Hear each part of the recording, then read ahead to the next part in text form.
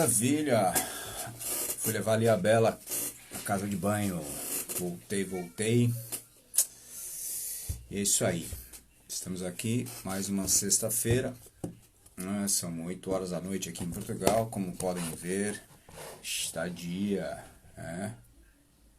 Aqui fica dia até umas 9 horas da noite agora. E ainda nem chegamos no verão. Então no verão até umas 10 horas ainda é dia. É muito bom que você pode aproveitar o dia. A questão é que aqui a gente não pode ir a lugar nenhum, então não dá para aproveitar nada, né? A gente não pode ir na praia, a gente não pode passear, a gente tem que ficar aqui. Então, o dia é até bom estar dia, mas se a gente não pode passear, não adianta lá muitas coisas.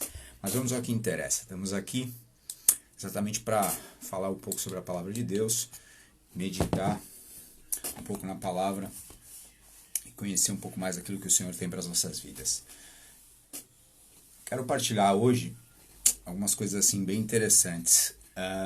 Eu tenho olhado muito, né, o livro de Efésios. Eu estou fazendo um estudo nas madrugadas.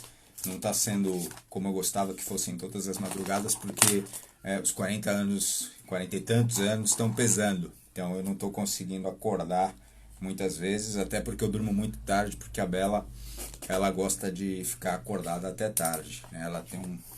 Ela dorme muito tarde, mas também ela acorda tarde. Então a rotina dela, por causa dessa pandemia, está meio fora do horário, não tem escola. Então, e eu acordo cedo porque eu faço programa de rádio, né, às 8 da manhã. Então acaba sendo que nem todas as noites eu tenho conseguido acordar para fazer o livro de Efésios como eu gostava. Mas a gente já está na 11ª live, ainda vamos a mais algumas, estamos em Efésios capítulo 4.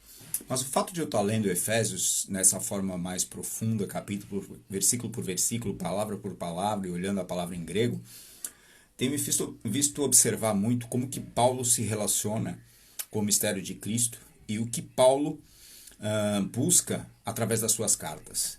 E eu estava meditando que assim, nós estamos num tempo muito privilegiado. Por que o nosso tempo é privilegiado? Porque nós temos acesso a todas as cartas. Nós temos acesso aos 4 evangelhos, e nós temos acesso às 13 cartas que Paulo escreveu e, consequentemente, a todas as outras cartas escritas por Pedro, por João, e o livro de Hebreus, que a gente pode dizer que é de Paulo e de Lucas, o livro de Atos também, e temos acesso ao Antigo Testamento. Então nós temos acesso a muita coisa, são 66 livros que nos permitem conhecer a Deus e entender qual é o plano dele. Mas se nós formos olhar para cada uma daquelas igrejas, naquela época, elas não tinham acesso a esses livros todos. A imprensa ainda nem existia. Então, a Bíblia, como nós conhecemos hoje, o Antigo Testamento, ele não era algo que estava disponível para todos, ou que isso existia só nas sinagogas, nos templos, onde havia lá o rolo e era lido no dia tal, a porção tal. Então não era assim, chego lá e leio o que eu quero, ou faço o que eu quero. Existia toda uma regra e uma norma e uma forma de se ter acesso. E o acesso ao Novo Testamento era inexistente, porque ele não existia, ele estava sendo construído, ele estava sendo escrito, ele estava sendo desenvolvido. Então aquelas igrejas, o que elas tinham para se apegar era aquilo que era transmitido a eles, e foi transmitido na sua grande maioria por Paulo, o que eles aprenderam de Paulo, e depois as cartas que eles recebiam diretamente para eles. Ou caso, se alguma das cartas no caminho fizesse parte, por exemplo, a igreja vai passar por aqui, ele poderia compartilhar uma outra passagem da carta, mas não era também hábito comum. Então o que eles tinham para se apegar eram as cartas. Então se eu fico imaginando, a igreja de Efésios tinha apenas a carta de Efésios na mão dela. E em cima dessa carta ela precisava compreender aquilo que Paulo desejava e aquilo que era o mistério de Cristo e fazer todas as correções e ações para a vida deles. Colossenses, Coríntios, Romanos é que tinha uma das cartas extensas, Coríntios tinha 2 cartas. Será que existiram outras cartas? Podem existir, mas a gente não tem hoje acesso e conhecimento delas. Mas o interessante é observar que eles só tinham essas cartas, e em cima dessas cartas era preciso aprender, crescer e desenvolver.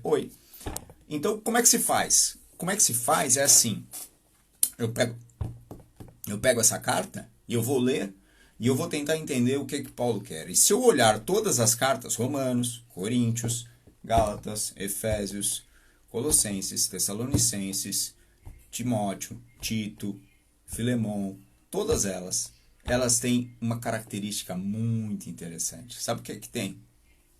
de característica interessante, todas elas passam no mesmo central. A oração de Paulo, aquilo que Paulo coloca como ponto fundamental, todas elas apresentam o mesmo ponto. E hoje quero falar sobre um desses pontos, que é o ponto central das cartas de Paulo. E por que é importante nós entendermos qual é o ponto central da carta de Paulo? Porque é importante nós percebermos o que Paulo e o que nós temos que fazer. Porque assim, se essas cartas foram escritas e só essas cartas permaneceram, e se elas têm tanto um tema central e tanto uma oração básica de Paulo, sempre Paulo clamando pela plenitude do conhecimento de Deus, eu devo perceber que ter o conhecimento de Deus é fundamental para o meu crescimento espiritual e para o meu desenvolvimento como filho de Deus. E a outra coisa com a qual Paulo sempre se preocupa é que eu tenha plena consciência de quem eu sou em Cristo Jesus, de quem você é em Cristo Jesus. Então isso está muito claro em todas as cartas dele. E eu quero ler para vocês hoje, então, começar em João, o Evangelho de João, não é na carta de Paulo, não é o Evangelho de João. E no Evangelho de João, no capítulo 14, eu quero ler para vocês a partir do versículo 16. E é para nós percebermos aqui algo muito, muito interessante. Então, capítulo 14 do Evangelho de João, versículo 16, diz assim: E eu rogarei ao Pai, e ele vos dará outro Consolador. Primeiro aspecto, outro.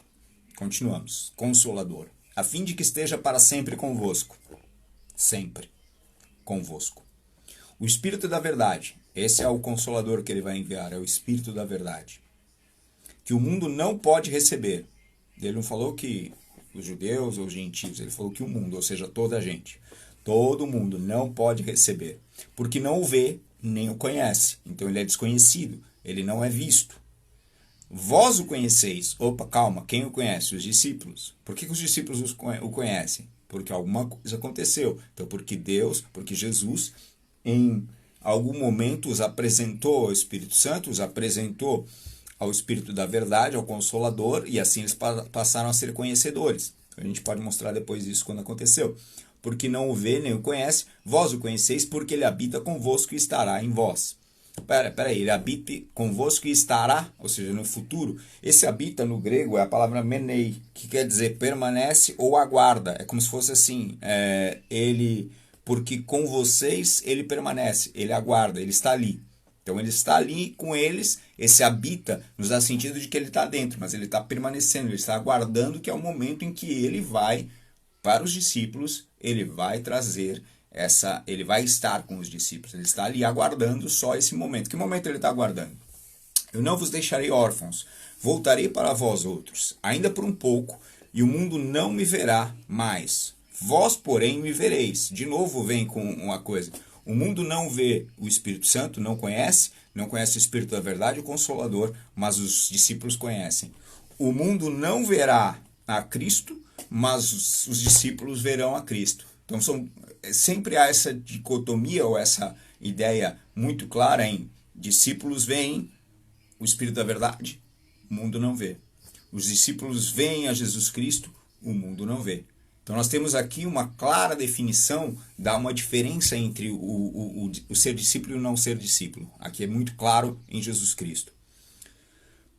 E aí ele continua, ainda por um pouco, e o mundo não me verá, mas vós, porém, me vereis, porque eu vivo. Então, por que eu verei? Por que eles veem? Porque Jesus está vivo, então não tem como eles não verem. Vós também, vírgula, ponto e vírgula, na verdade, porém me vereis. Porque eu vivo, vós também vivereis. Ponto. Para aqui, e o primeiro parênteses que eu quero fazer aqui, gigante, é assim. Porque eu vivo, vós também vivereis. Vós também vivereis significa que eu não estou vivo. Significa que eu estou morto, mas eu viverei. Lá em Efésios, Paulo fala assim. Efésios capítulo 2. Ele vos deu vida, estando vós mortos nos vossos delitos e pecados. E aqui Jesus, em João 14, está dizendo assim, porque eu vivo, vós também vivereis. Como assim? Porque assim, o mundo não me verá mais, vós, porém, me vereis. O mundo não verá Cristo, porque Cristo vai morrer, e Cristo vai ressuscitar, e depois ele voltará. Então, você me verá, vós, porém, me vereis. Os discípulos viram a Jesus de novo. Ele está aqui declarando o que vai acontecer. Porque eu vivo, ou seja, ele não morreu, mas a morte física, né, que é aquela morte na cruz, onde está consumado, ela traz para nós, vós também vivereis. Então, até aquele momento os discípulos estavam mortos, mas quando Cristo ressuscita e ao terceiro dia, acontece exatamente isto. Ele nos deu vida, estando vós mortos nos vossos delitos e pecados, nos quais andastes outrora. Então, o primeiro ponto muito importante aqui que nós precisamos entender é que Jesus já nos disse o para que ele veio. Ele veio para nos dar vida.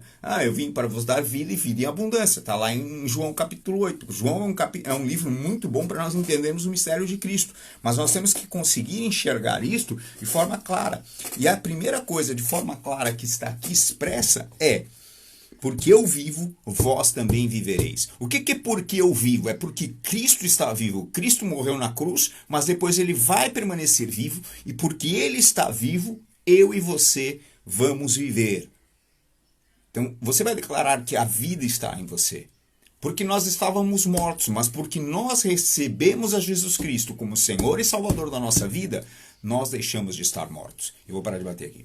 Então, o primeiro aspecto mais fundamental desses versículos não é só saber que, olha, não fiquem tranquilos, mas eu vou deixar com vocês o Espírito da verdade. Mas o mais importante que eu enxergo aqui está nesse versículo 19. É porque eu vivo, vós também vivereis. Porque Cristo ressuscitou, porque a obra foi consumada, completada na cruz, e porque ao terceiro dia ele ressuscitou, nós estamos vivos. Nós estamos vivos. Então eu e você estamos vivos em Cristo Jesus. Então eu e você estamos vivos. E isso é o mais importante, porque assim, eu não estou mais morto. Efésios 2, eu não estou mais morto. Eu estava, você estava, mas agora eu não estou mais morto. Ele nos deu vida. Então obrigado, Jesus, por me dar a vida. Obrigado, Jesus, porque eu estou vivo. Aonde eu estou vivo? Eu estou vivo em Cristo Jesus. Não vivo eu, mas Cristo vive em mim. Né? Nós vamos dar uma pincelada ali daqui a pouco nas cartas de Paulo, porque tem muita coisa que eu queria mostrar. Eu acho que 1 hora é insuficiente, mas eu vou tentar ser breve e prático nisso. Mas o que eu quero que você realmente tenha consciência é: você está vivo. Você está morto para o mundo. Você está vivo em Cristo Jesus. Então você está morto para o pecado, morto para essa vida que Jesus veio para nos dar novidade. Jesus veio para dar vida. Esse era o objetivo principal dele. Naquele dia vós conhecereis que eu estou em meu Pai, e vós em mim, e eu em vós. Pronto, é isso que a gente vai conhecer. Quando eu estava morto e eu passo a ter vida em Cristo Jesus, o que eu passo a perceber? Eu passo a perceber que eu estou, olha só, Jesus está dizendo, naquele dia vós conhecereis que eu estou em meu Pai. Então ele está em Cristo, Cristo está no Pai, e ele já não fala que ele está com Deus, ele fala que ele está no Pai, porque agora, como é que eu sou relacionado com Deus? Deus é meu Pai. Pai nosso que estás no céu. Ele é o meu Pai, porque Jesus ele está sempre aqui no livro, principalmente no livro de João, nos mostrando que eu tenho esse relacionamento, essa proximidade, porque Ele é o nosso Pai. E é assim que nós temos que entender. Ele é o nosso Pai. E esse Pai, nós estamos nele. Por que nós estamos nele? Porque Cristo, quando Ele nos deu a vida, lá em Efésios ele fala, nos deu a vida, nos quais andastes outrora e agora. Agora, Ele nos faz ser... Nos deu juntamente com Cristo, pela graça sois salvos, juntamente com Ele nos ressuscitou e nos fez assentar com Ele nos lugares celestiais em Cristo Jesus. Então esse é o nosso privilégio. Isso é o que foi nos dado. Não é por meu merecimento, pela minha atitude ou por eu ter caminhado, andado, seguido Jesus durante muito tempo. Não tem nada a ver com isso. Tudo está relacionado aqui com o fato de que Jesus já vinha anunciando aos discípulos e dizendo para eles: olha, meus queridos, eu vou morrer, mas eu viverei e vocês viverão. Olá, meu irmão. Naquele dia vós conhecereis que eu estou em meu Pai, e vós em mim e eu em vós, porque há esta conexão. Então, Jesus está no Pai, nós estamos em Jesus e Ele está em nós. Então, há uma conexão entre nós e Jesus e o Pai. Então, ninguém vem ao Pai senão por mim. Então, por isso que nós temos que orar ao Pai por Jesus Cristo. Por isso que nós temos a remissão dos nossos pecados por Jesus Cristo. Por isso que nós somos adotados filhos e nos tornamos filhos de Deus em Jesus Cristo. Por isso que nós somos herdeiros, co-herdeiros em Jesus Cristo. Por isso que nós somos família de Deus em Jesus Cristo. Porque tudo nos foi dado em Jesus Cristo. Jesus disse aqui, Ele mesmo, em vós em mim e eu em vós. Isso é fantástico, porque é esse privilégio que nós temos. Aquele que tem os meus mandamentos e os guardar, esse é o que me ama. E aquele que me ama será amado para o meu Pai. Né? Então, eu também o amarei e me manifestarei a ele. Então essa é a nossa marca, a marca do amor. Porque Deus é amor e porque é a manifestação do amor. Eu ler para vocês lá em...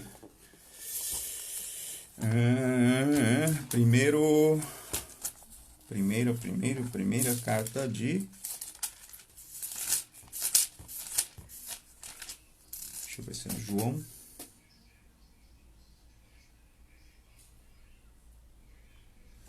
Primeira carta de João 3, versículo 14. Irmãos, 14. Nós sabemos que já passamos da morte para a vida. Está aqui. Nós passamos da morte para a vida porque amamos os irmãos. Aquele que não ama permanece na morte. E blá, blá, blá, blá. Aí vai falando de todo aquele que não ama. Então o amor é a marca da passagem da vida, da morte para a vida. Esta é a marca. Aquele que ama, que me ama será amado por meu Pai. A luz fica indo e voltando aqui. Eu vou fechar aqui a luz externa. Você já viu que está de dia. Né? Vamos tentar melhorar isso aqui para não ficar essa luz toda hora. Vai e vem. Assim acho que fica um pouquinho melhor. A gente não tem muita mutação.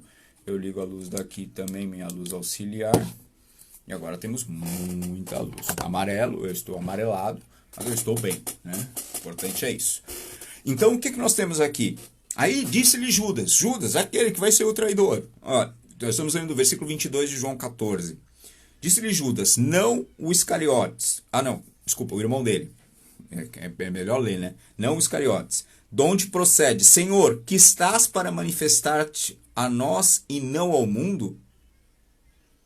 De onde procede, Senhor, que estás para manifestar-te a nós e não ao mundo? E aqui ele pergunta, mas Senhor, você vai se manifestar só a nós, os discípulos? Porque só os discípulos enxergavam o Espírito Santo, só os discípulos enxergavam a Cristo. Como é que é isso? Você não veio para o mundo? Como é que agora você está falando que de onde procede que só estás para manifestar-te a nós e não ao mundo? Respondeu Jesus. Aí que está. Então, como é que eu sei? Porque aqui está parecendo que existe o clubinho, né? Aí Jesus diz assim, não é clubinho, meu amado. Não é clubinho.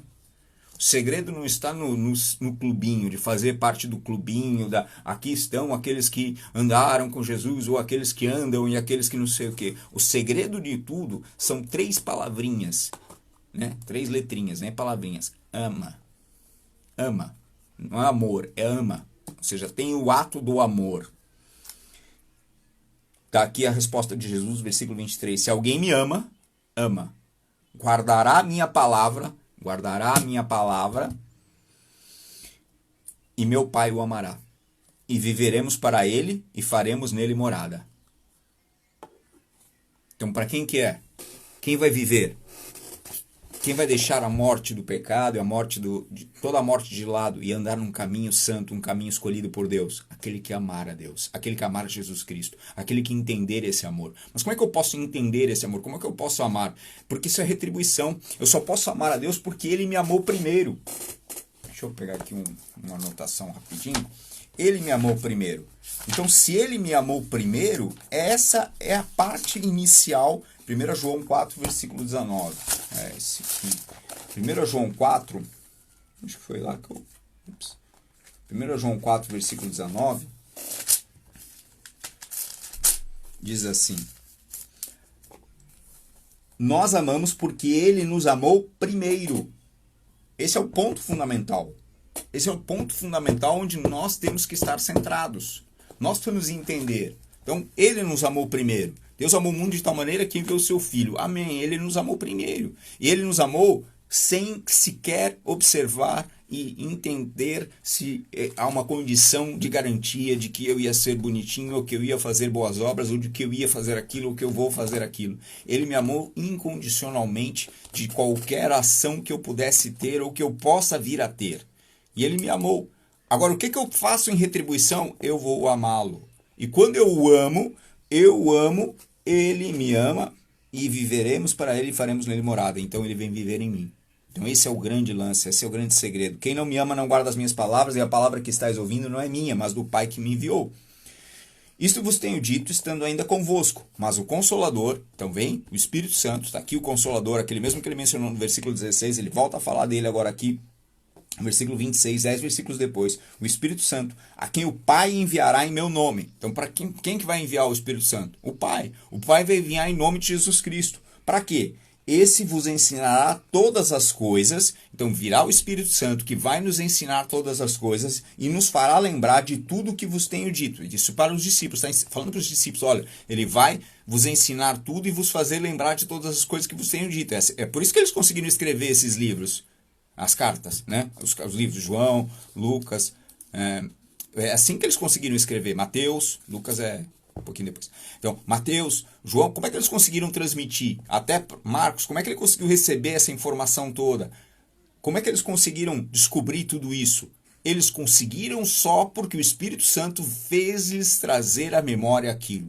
E eu quero declarar sobre você que é uma das coisas que nós precisamos mais entender e perceber na nossa vida é que o Espírito Santo de Deus, ele está em mim e ele está em você. E ele tem um propósito estando em nós. Ele não está em nós só para nos fazer sentir bem ou para nos impedir de fazer determinadas coisas ou para controlar que eu não seja um pecador. Ele não está nisso.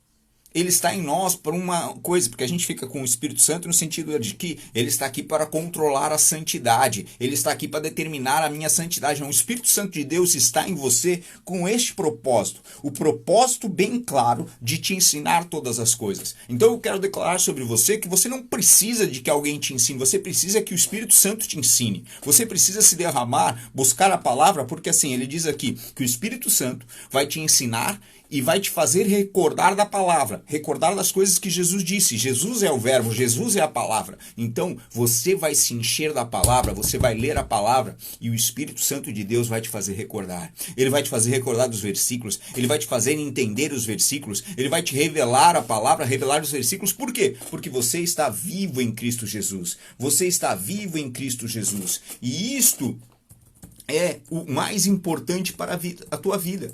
Então, perceba que Jesus está dizendo aqui aos seus discípulos aquilo que é o propósito do Espírito Santo. O Pai enviará para que ele vos ensine todas as coisas e fará lembrar de tudo que eu vos tenho dito. E aí ele continua, versículo 27, deixo-vos a paz vos dou, vô-la dou como não vô-la dou como a dá o mundo. Não se turbe o vosso coração, nem se atemorize. Ouviste o que eu disse?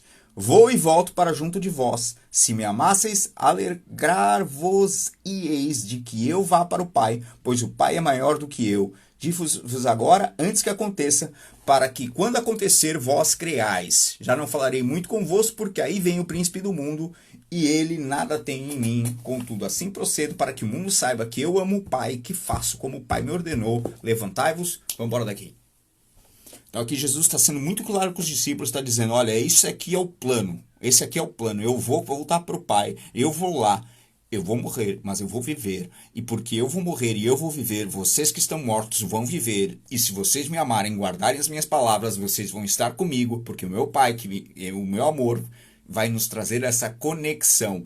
Vocês estão em mim, eu estou em vocês, eu estou no Pai, vocês estão no Pai.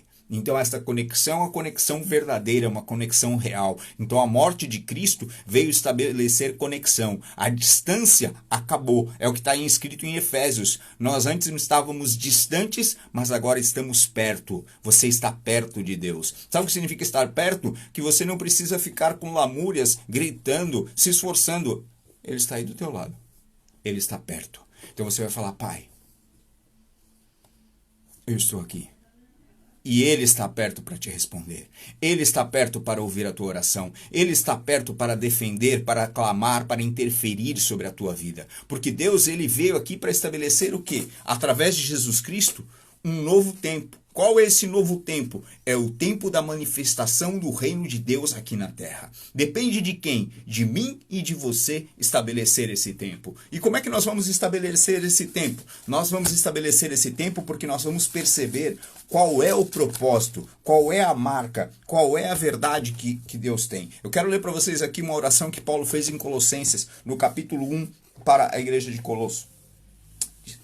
Paulo ora assim no capítulo 1, versículo 9. Eu vou ler várias passagens agora, que é para nós finalizarmos e entendermos muito claramente o porquê que Jesus ele tanto marca os discípulos sobre a importância de amar e sobre a importância de perceber que eles estavam mortos, mas agora em Cristo eles estão vivos. Então, versículo 9 de Colossenses 1. Por esta razão também nós, desde o dia em que o ouvimos, não cessamos de orar por vós e de pedir que...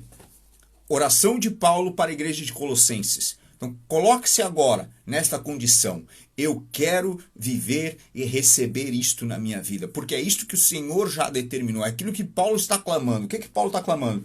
Transbordei de pleno conhecimento da sua vontade. Transbordar do pleno conhecimento da vontade de Deus. Transbordar do pleno conhecimento. Por quê? Porque eu vou conhecer. E aí você fala, eu me lembro de conhecer. O que é conhecer? Eu vou conhecer, eu vou ter noção, conhecereis o quê? A verdade, e a verdade te fará livre. Ok? E ela é o que está escrito lá.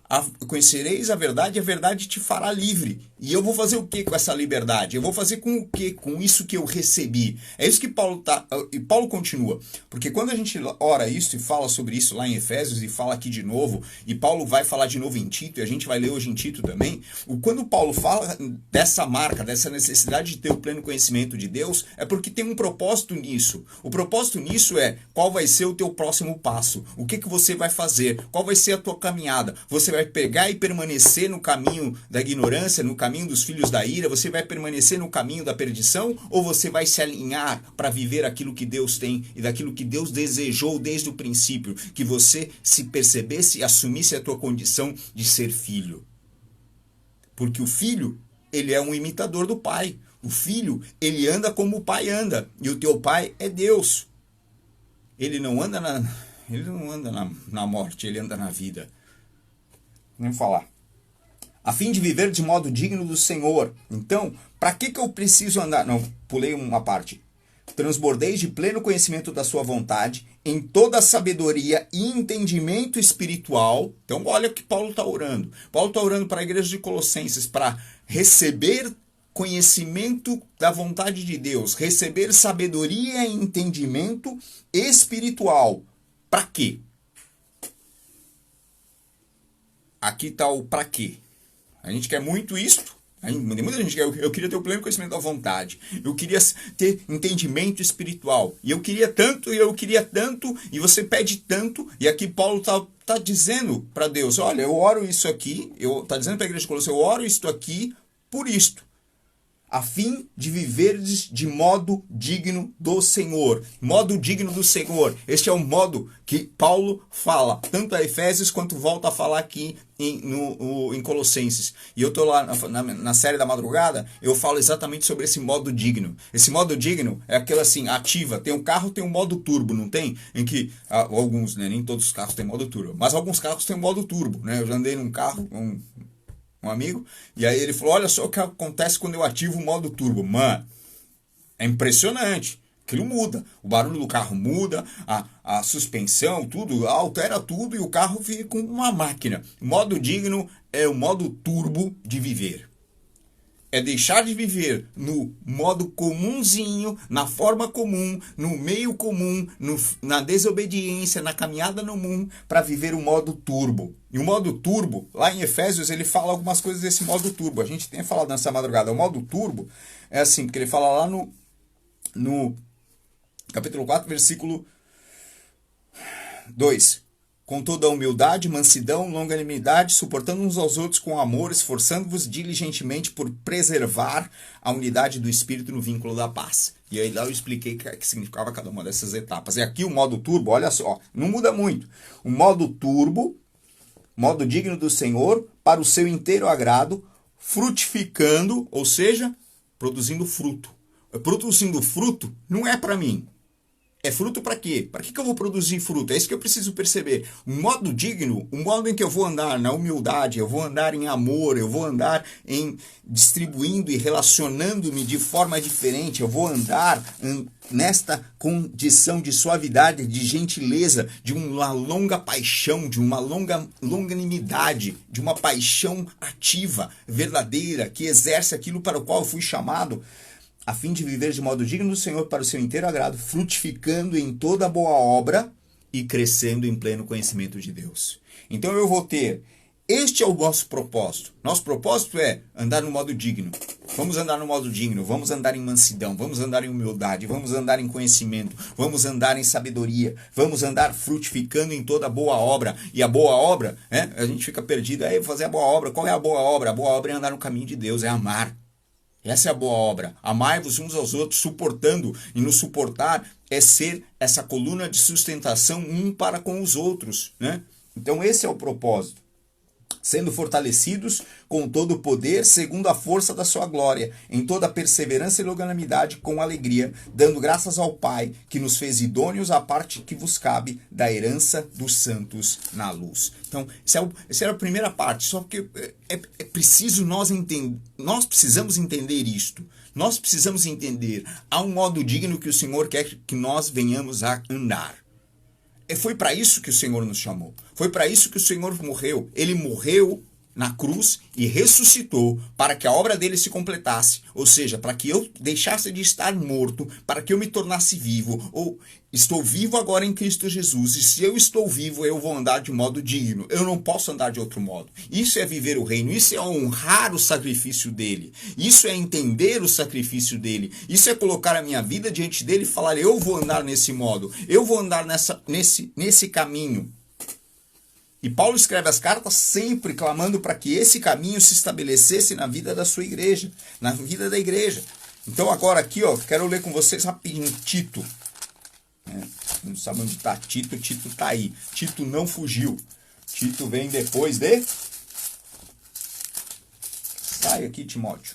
Exatamente, depois de Timóteo. Então olha aqui, Tito, outra carta, escrita por quem? Então Tito 3, versículo 3, diz assim, olha só.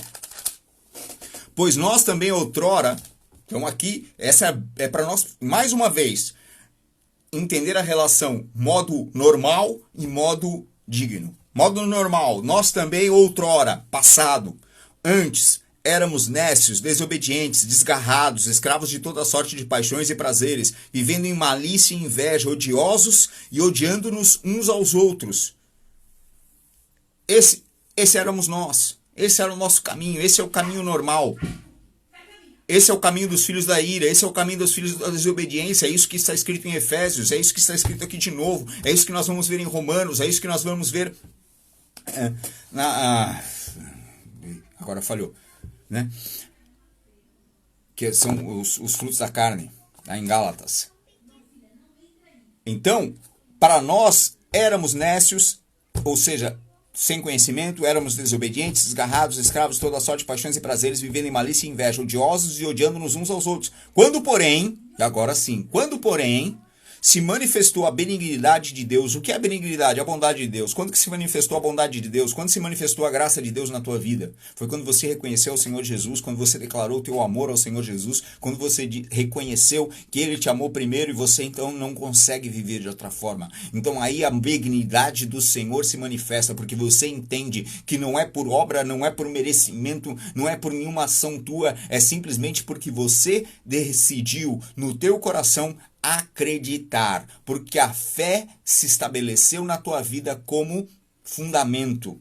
Então você estava fundamentado na fé em Cristo Jesus. E você fundamentado na fé em Cristo Jesus, você tem acesso à graça. A graça que nos é dada mediante a fé.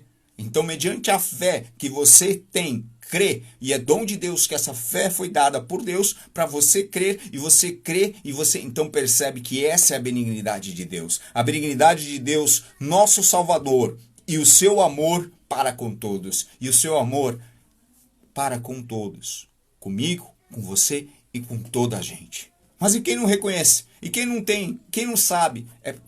Mas ele ama todos, ama todos. Mas e aquele fulano lá, ele acabou de... tenha calma. quando ele reconhecer esse amor, porque assim, eu vivi muitos anos sem reconhecer esse amor. E achava que vivia uma vida normal, e vivia uma vida normal. Só que o que Paulo escreve nas suas cartas, e ele está sempre alertando, e isso é importante nós percebermos, é assim, olha só. Depois a gente vai lá olhar em Gálatas, e aí a gente fecha. Olha só. Em Gálatas ele vai alertar muito sobre isso. A gente vai lá já olhar. Presta atenção. Que caminho vocês estão tomando? Vou voltar para o mesmo caminho? Então nós precisamos entender a benignidade de Deus, o nosso Salvador, o seu amor para com todos, veio sobre nós. Não por obras de justiça. Ou seja, não por obras... A justiça aqui no grego, principalmente, ela tem uma das definições mais lindas, que é aquilo que é perfeito. Não por obras perfeitas, praticadas por nós. Então, olha só, se manifestou a bondade de Deus na minha vida, na tua vida, o seu amor para com todos, não por causa das obras que nós fizemos, mas segundo a sua misericórdia, ele nos salvou mediante o lavar regenerador e renovador do Espírito Santo, que ele derramou sobre vós ricamente por meio de Jesus Cristo, nosso Salvador, a fim de que, justificados, ou seja, aperfeiçoados pela graça, nos tornemos seus herdeiros segundo a esperança da vida eterna. Então diga assim, eu sou herdeiro. Eu sou justificado pela graça em Cristo Jesus. Ou seja, eu sou aperfeiçoado pela graça. É uma dádiva, é dado por Deus gratuitamente para mim e para você, para que nós não andemos mais neste caminho errado. Então nós andávamos nesse caminho, mas agora nós temos um caminho novo, um caminho onde nós somos aperfeiçoados, um caminho em que nós fomos lavados segundo a misericórdia, salvos mediante o lavar regenerador e renovador do Espírito Santo. Por isso que o Espírito Santo está em nós, porque ele nos renovou e ele nos regenerou. Então, eu não sou mais aquela criatura, eu sou nova criatura em Cristo Jesus. E nós precisamos assumir essa condição. Sabe o que acontece? É que muitas vezes nós ouvimos a palavra, recebemos a palavra, mas não atuamos de acordo com a palavra que nós recebemos. E o que o Senhor quer é pessoas de fé, que vão realmente colocar a palavra em prática. Chega de ser aqueles que só ouvem, só engordam, só criticam, só questionam, e passe a ser aquele que ouve e pratica. Ouve e entende. O Senhor me chamou para viver um novo tempo. O Senhor me chamou para viver um tempo distanciado destas coisas do meu passado. Eu preciso ser coisas do meu passado. Eu preciso entender, eu não vou ser mais desobediente, desgarrado, escravo de paixões e prazeres. Não vou mais viver em malícia, inveja, odioso. Eu vou viver em amor. Eu vou viver segundo o caminho pelo qual o Senhor me chamou. E isso exige o esforço meu, porque nós ficamos à espera que o Senhor mude o nosso coração, que o Senhor faça. Ele já fez. Eu preciso agora agir de acordo com aquilo que já foi feito por Ele. Ele já enviou o Espírito Santo que lavou, regenerou, renovou minha vida. Então é hora de eu assumir. Eu sou lavado, eu sou regenerado, eu sou renovado pelo Espírito Santo. Por isso eu vou andar de acordo com esta palavra e esta verdade. É tempo de despertar, gente. A igreja precisa acordar. O Senhor quer de nós é exatamente isto. Vamos lá para Gálatas agora para fechar. Gálatas 5, versículo 1.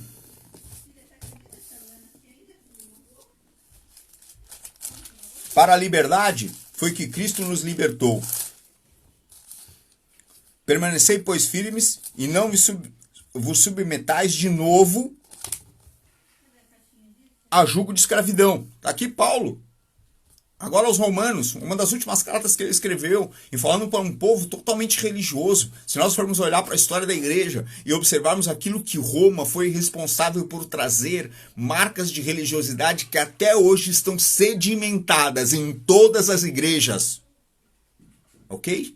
Em todas as igrejas católicas e evangélicas tem marcas de religiosas, são frutos sedimentados pela época dos romanos.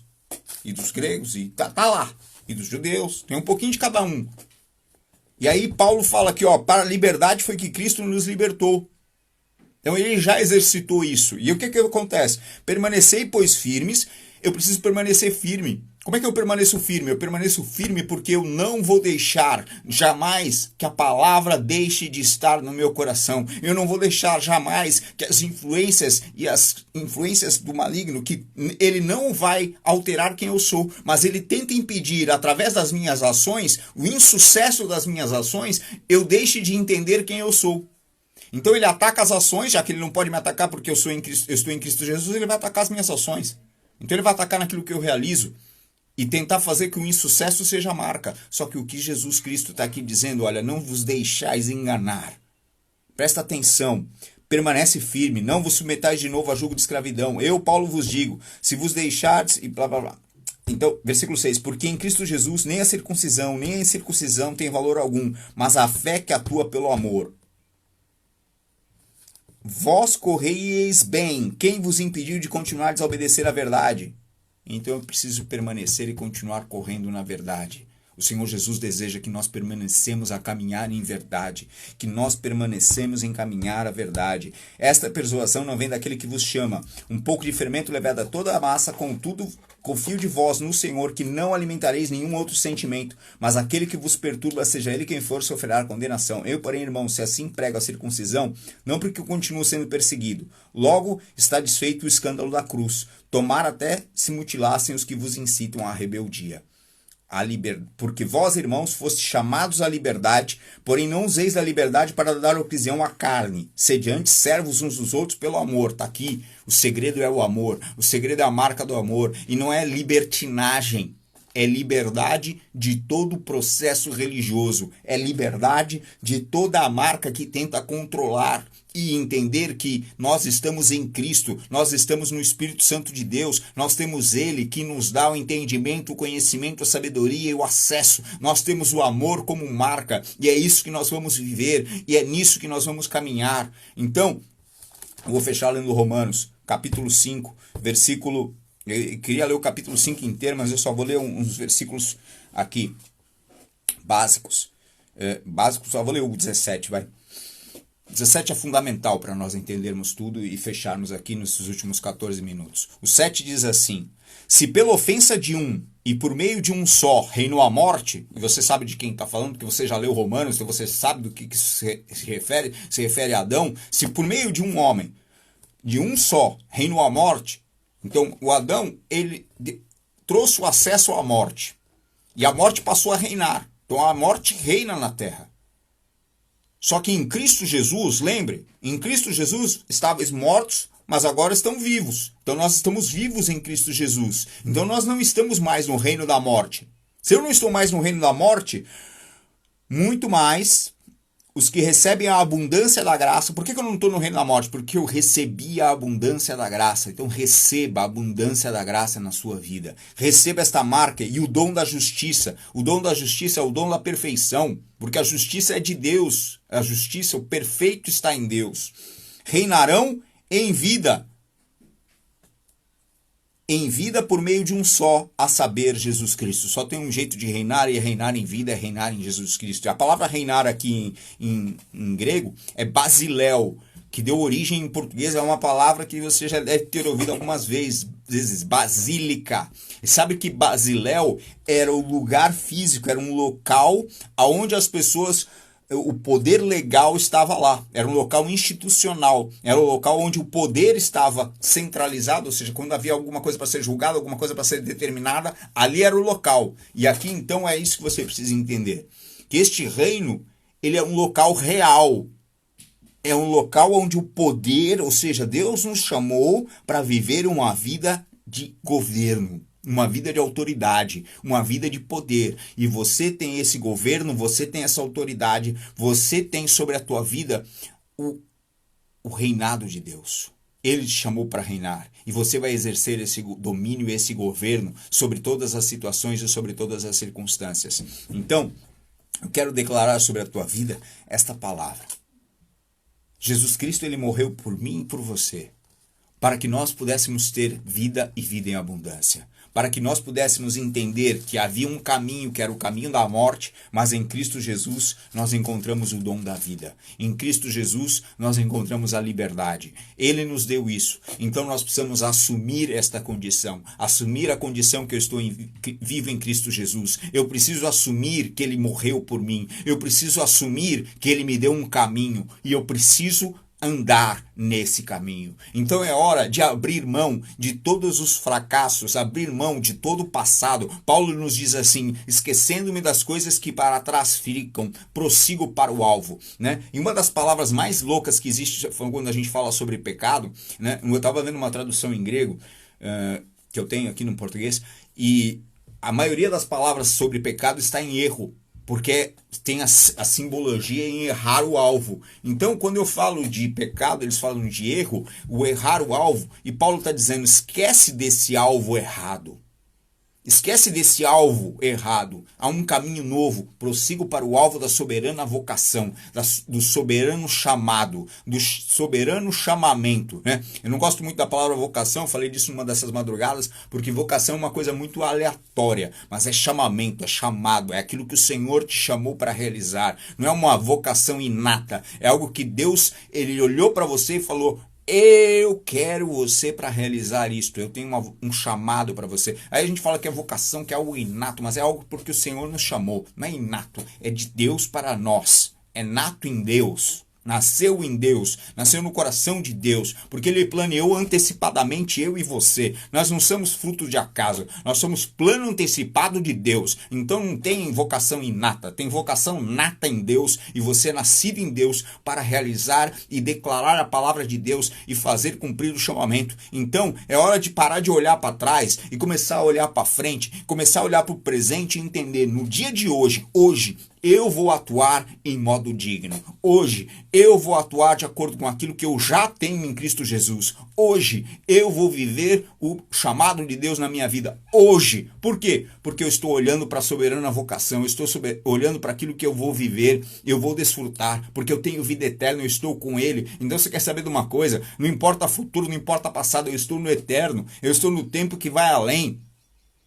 Qual é o tempo? Eu estou no tempo do relógio? Não, estou no tempo da minha mente, porque a minha mente fica no passado, no futuro. Não, eu estou no tempo de Deus. Então você não está no tempo da mente, você não está no tempo do teu relógio, você está no tempo de Deus. Então esta tem de ser a tua marca, a tua verdade para este tempo. Eu quero declarar sobre a tua vida, assim como Paulo orou sobre a igreja de Efésios e orou sobre a igreja de Colossenses.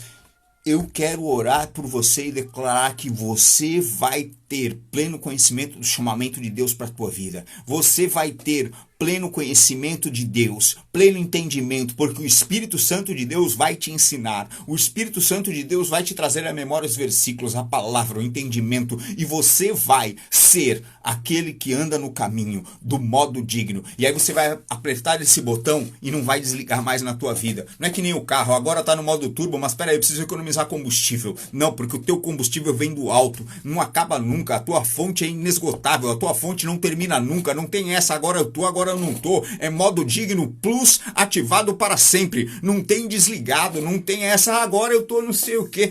Esquece, não importa o que você sente, importa é quem você é. E você em Cristo é filho amado, filho escolhido, filho para viver o melhor tempo da tua vida. Então teus sentimentos, tua mente, teus pensamentos, isso não tem nada, não resolve nada. O que resolve é Jesus Cristo, e você vai colocar a tua mente cativa a Ele, e você vai deixar a mente de Cristo se estabelecer como verdadeira na tua vida e desenvolver aquilo que Cristo chamou você para desenvolver.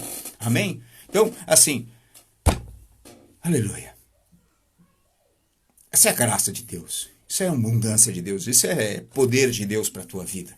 Então eu oro para você, por você, né? Porque você devia estar entendendo sua posição diante do Senhor e falar: Senhor, é isso aí, eu vou ativar esse modo. Pá. E quando eu vou desligar, não vai desligar. Mas e se vier aquilo outro? Você vai declarar: eu sou filho amado. Eu sou filho amado, escolhido de Deus. Ele me amou primeiro.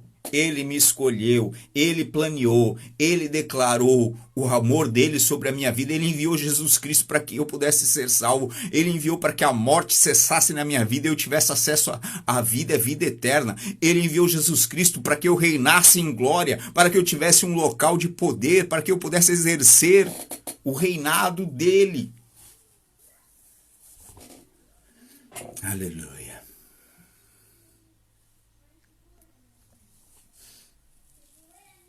Vou ler mais alguns versículos aqui para você.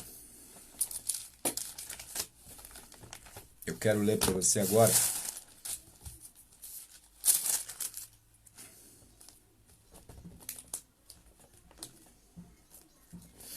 versículo... Não. Quero ler Romanos. Quero voltar lá em Romanos, capítulo 5.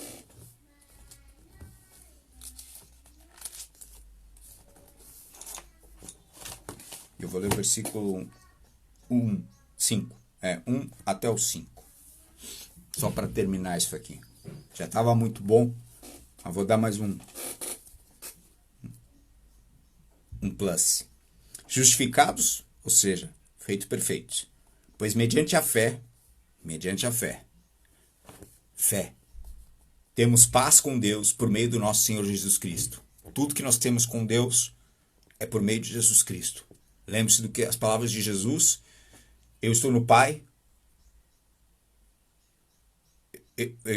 vocês estão em mim e eu estou em vós. Então a conexão está em Jesus Cristo. Porque Jesus está em nós estamos em Jesus, Jesus está no Pai, então nós estamos no Pai por Jesus Cristo. Então é tudo por em Jesus. Por meio do nosso Senhor Jesus Cristo, por intermédio de quem obtivemos igualmente acesso. Por quem que nós tivemos acesso? Por intermédio de quem obtivemos acesso. Jesus Cristo, igualmente acesso, pela fé, a esta graça, na qual estamos firmes e gloriamos na esperança da glória de Deus. E não somente isso, mas também nos gloriamos nas próprias tribulações. Estamos felizes com as tribulações. Estamos felizes com as dificuldades, sabendo que a tribulação produz perseverança. A perseverança, experiência. A experiência, esperança. Ora, a esperança não confunde, porque o amor de Deus é derramado em nosso coração pelo Espírito Santo que nos foi outorgado. Vou continuar mais um pouquinho só para fechar esse conceito. Porque Cristo, quando nós ainda éramos fracos, morreu a seu tempo pelos ímpios. Por quem que Cristo morreu? Por toda a gente. Por todos, pelos ímpios. Por todos que não conheciam a Deus. Dificilmente alguém morreria por um justo. Dificilmente alguém morreria por um justo, por um perfeito. Mas aqui está dizendo que ele morreu por um imperfeito, por um ímpio. Então, se não morreu por um perfeito, morreu, digamos, Cristo que morreu por todos os imperfeitos. Pois poderá ser que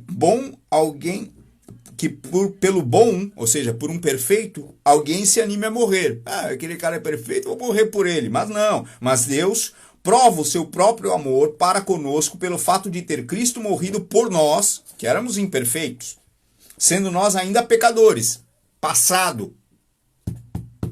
E agora, eu não sou mais pecador? Agora você ativa um modo digno na tua vida e entenda quem você é em Cristo Jesus, entenda o que Ele fez por você, entenda que você vai resistir na tribulação, você vai resistir ao pecado e ele vai fugir de vós, você vai resistir às situações e você vai se fortalecer na fé para não ser um homem e uma mulher pecadora, para ser um homem, vá e não peques mais, foi o que disse Jesus Cristo àquela mulher. Por quê? Porque há uma vida nova em Cristo Jesus, há uma vida nova em que eu não vou andar segundo o pecado. Por quê? Porque eu vou me fortalecer em Cristo Jesus, porque eu vou fortalecer-me em fé, porque eu vou me colocar diante de Deus para andar de acordo com a graça, de acordo com aquilo que Ele já me deu, de acordo com aquilo que eu já alcancei. Então eu vou crescer em estatura e me tornar varão perfeito, na estatura perfeita, porque é para isso que o Senhor nos chamou para viver. Nós ainda pecadores, logo, muito mais agora. Agora, nós sendo justificados pelo seu sangue, porque nós fomos justificados pelo sangue, vai terminar em 3 minutos, seremos por ele salvos da ira. Então vamos ser salvos da ira, vamos deixar de ser filhos da ira, filhos da desobediência, como está escrito em Efésios. Porque se nós, quando inimigos, fomos reconciliados com Deus mediante a morte do Filho, muito mais estando já reconciliados, seremos salvos pela sua vida. E não apenas isto, mas também nos gloriamos em Deus por nosso Senhor Jesus Cristo, por intermédio de quem recebemos agora a reconciliação. Então nós estamos reconectados em Deus, nós estamos reconectados em Cristo Jesus. Nós éramos ímpios, impuros, e agora em Cristo Jesus nós somos purificados. Então, eu e você, nós precisamos ter essa convicção na nossa mente. E essa convicção tem que se responder em ações. As nossas ações têm que ser bem determinadas, assim, eu não vou andar de acordo com o pecado. Eu não vou andar de acordo com aquilo que é a vontade da minha carne. Eu vou andar de acordo com o que o Espírito de Deus tem para a minha vida. Eu vou andar de acordo com a palavra. Eu vou andar por fé. Eu vou resistir. Eu vou resistir. E eu vou andar na glória de Deus. Porque eu, quando resistir, eu posso até passar por uma tribulação, mas ela vai produzir perseverança. Eu posso até passar por uma tribulação, mas ela vai produzir uma experiência. Porque o fato de eu resistir vai me dar experiência. A experiência de quem venceu, a experiência de quem resistiu, a experiência que vai me dar esperança de que eu posso vencer todas as coisas em Cristo Jesus. A esperança de que eu venci isto, então eu vou continuar caminhando e eu vou vencer aquilo, porque tenho experiência. Se eu tenho experiência, eu tenho esperança. E se eu tenho esperança, eu não vou andar confundido por coisa alguma. Que você tenha uma semana excelente no Senhor Jesus. Te encontro por aí. Mas que esta seja a tua marca. Você é filho amado de Deus, escolhido por Deus para viver e reinar, para andar em modo digno, para não andar segundo as coisas deste mundo, mas para andar sempre vencendo, vencendo em Cristo Jesus, vencendo porque você tem a marca do amor. O Senhor te ama, eu te amo, Deus te ama, Ele te amou, Ele te ama e Ele sempre te amará, porque esta é a marca de Deus. Ele é amor. Que você esteja debaixo sempre desta verdade, que você esteja sempre marcado e desejoso de que o Espírito Santo de Deus te ensine cada vez mais estas verdades, que o Espírito Santo de Deus traga em você a confirmação no teu coração desta marca, desta palavra, desta verdade, porque é isso que o Senhor tem para você. Novo tempo, nova vida, ande, caminhe para viver, desfrutar e reinar em terra, sendo uma pessoa que anda no modo digno, no modo que Deus estabeleceu e escolheu para você andar, um modo de vitória, modo de conquista, modo sem pecado, modo de reinar, modo de amor, modo de humildade, modo digno, modo de justiça. Receba esta verdade na tua vida e caminhe. Você é filho, você é amado, você é de Deus. Shalom Adonai. Tamo junto.